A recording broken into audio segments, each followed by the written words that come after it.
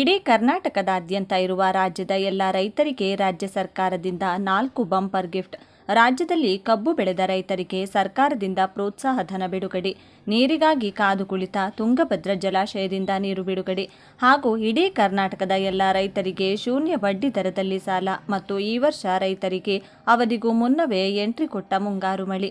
ಬನ್ನಿ, ಈ ಬಗ್ಗೆ ಇಡೀ ಕರ್ನಾಟಕದ ಎಲ್ಲ ರೈತರಿಗೆ ಸರ್ಕಾರ ಭರ್ಜರಿ ಬಂಪರ್ ಗಿಫ್ಟ್ ನೀಡಿದ್ದು, ಪ್ರಮುಖವಾಗಿ ಈ 4 ವಿಷಯಗಳ ಬಗ್ಗೆ ಸಂಪೂರ್ಣ ಮಾಹಿತಿಯನ್ನ ಈ ವಿಡಿಯೋದಲ್ಲಿ ನೀಡಲಾಗಿದ್ದು, ನೀವು ಕೂಡ ರೈತರಾಗಿದ್ರೆ ಅಥವಾ ರೈತ ಕುಟುಂಬಕ್ಕೆ ಸೇರಿದವರಾಗಿದ್ರೆ ತಪ್ಪದೆ ವಿಡಿಯೋವನ್ನ ಈಗಲೇ ಲೈಕ್ ಮಾಡಿ ಹಾಗೂ ಈ ವಿಡಿಯೋವನ್ನ ಕೊನೆವರೆಗೂ ನೋಡಿ.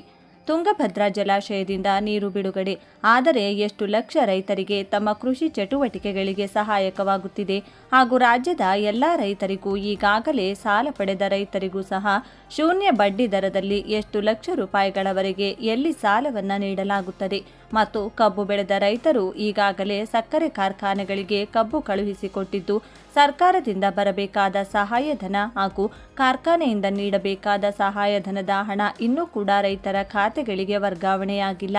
ಇದಕ್ಕಾಗಿ ರೈತರಿಗೆ ಈ ದಿನಾಂಕದಂದು ಸರ್ಕಾರವು 50 ರೂಪಾಯಿ ಹಾಗೂ ಕಾರ್ಖಾನೆಯಿಂದ 50 ರೂಪಾಯಿ ಸೇರಿ ಒಟ್ಟು 100 ರೂಪಾಯಿಗಳನ್ನು ರೈತರ ಖಾತೆಗಳಿಗೆ ವರ್ಗಾವಣೆ ಮಾಡಲು ನಿರ್ಧರಿಸಲಾಗಿದ್ದು, ಈಗ ನಾವು ಹೇಳುವ ದಿನಾಂಕದಂದು ರೈತರ ಖಾತೆಗಳಿಗೆ ಹಣ ವರ್ಗಾವಣೆಯಾಗಲಿದೆ.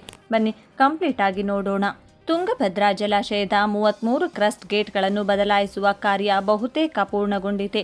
ಉಪಮುಖ್ಯಮಂತ್ರಿ ಡಿಕೆ ಶಿವಕುಮಾರ್ ಅವರು ಮೇ 15ರಂದು ಈ ಹೊಸ ಗೇಟ್ಗಳನ್ನು ಉದ್ಘಾಟಿಸಲಿದ್ದಾರೆ. ಇದರಿಂದ ಸುಮಾರು 7.5 ಲಕ್ಷ ರೈತರಿಗೆ ಹಾಗೂ 4 ಜಿಲ್ಲೆಗಳ ಕೃಷಿ ಭೂಮಿಗೆ ನೀರಾವರಿ ಸೌಲಭ್ಯ ಸುಗಮವಾಗಲಿದೆ. ಮುಂದಿನ 50 ವರ್ಷಗಳ ಕಾಲ ಯಾವುದೇ ತೊಂದರೆಯಾಗದಂತೆ ಈ ಗೇಟ್ಗಳನ್ನು ಅತ್ಯಾಧುನಿಕವಾಗಿ ವಿನ್ಯಾಸಗೊಳಿಸಲಾಗಿದೆ.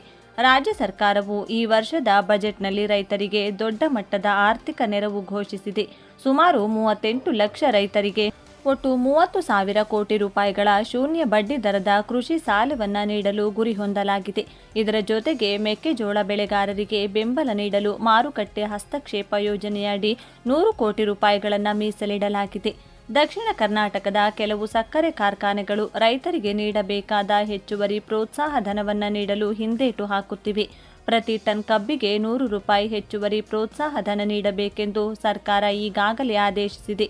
ಉತ್ತರ ಕರ್ನಾಟಕದ ಕಾರ್ಖಾನೆಗಳು ಇದನ್ನು ಪಾಲಿಸಿದ್ದು, ದಕ್ಷಿಣ ಕರ್ನಾಟಕದ ಕಾರ್ಖಾನೆಗಳ ವಿರುದ್ಧ ಕಟ್ಟುನಿಟ್ಟಿನ ಕ್ರಮ ಕೈಗೊಳ್ಳುವಂತೆ ರೈತ ಸಂಘಟನೆಗಳು ಈಗ ಒತ್ತಾಯಿಸುತ್ತಿವೆ. ರಾಜ್ಯದ ಹಲವು ಜಿಲ್ಲೆಗಳಲ್ಲಿ ಭಾರೀ ಮಳೆಯ ಮುನ್ಸೂಚನೆ ನೀಡಲಾಗಿದೆ.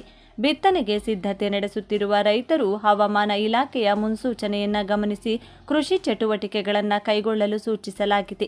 ಯಾವುದೇ ಗೊಂದಲಗಳಿದ್ದಲ್ಲಿ ರೈತ ಕರೆ ಕೇಂದ್ರಗಳಿಗೆ ಕರೆ ಮಾಡಿ ಹೆಚ್ಚಿನ ಮಾಹಿತಿ ಪಡೆಯಬಹುದು. ಈ ಮಾಹಿತಿ ನಿಮಗೆ ಉಪಯುಕ್ತ ಅನಿಸಿದರೆ ವಿಡಿಯೋಗೆ ಲೈಕ್ ಮಾಡಿ. ಸರ್ಕಾರಿ ಯೋಜನೆಗಳು ಮತ್ತು ಮಾರುಕಟ್ಟೆ ಬೆಲೆಗಳ ಬಗ್ಗೆ ಪ್ರತಿದಿನ ಮಾಹಿತಿ ಪಡೆಯಲು ನಮ್ಮ ಚಾನೆಲ್ನ ಸಬ್ಸ್ಕ್ರೈಬ್ ಮಾಡಿ. ಧನ್ಯವಾದಗಳು. ಜೈ ಜವಾನ್, ಜೈ ಕಿಸಾನ್.